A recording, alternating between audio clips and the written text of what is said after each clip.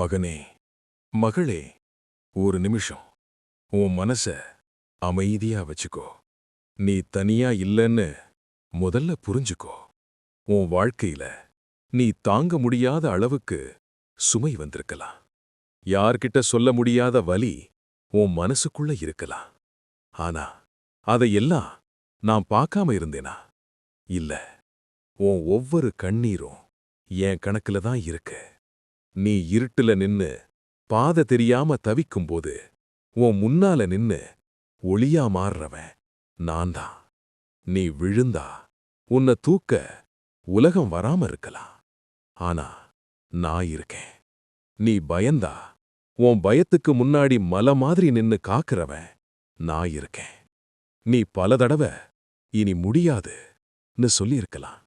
ஆனா நினைச்சுக்கோ, நீ முடியாது நினைக்கிற அதே இடத்துல தான் உன் வாழ்க்கை திரும்ப ஆரம்பிக்குது. உன் நம்பிக்கையே உன் பெரிய ஆயுதம். அதை நீ கைவிட்ட நாள்தான் நீ உண்மையிலே தோற்றுப் போவ. அதனால எதுவும் நடந்தாலும் உன் நம்பிக்கைய விடாத. நீ பணத்துல ஏழையாயிருக்கலாம், நீ ஆளுல தனிமையாயிருக்கலாம். ஆனா நம்பிக்கையில நீ எப்பவும் பணக்காரன்தான். இன்னைக்கு உன் நிலைமை உன்னை அழ வைக்கலாம். ஆனா நாளைக்கு அதே நிலைமை உன்னை நினைச்சு உலகம் ஆச்சரியப்பட வைக்கும். நீ கேட்கிற பிரார்த்தனைக்கு நான் செவி கொடுக்கலன்னு நினைக்காத.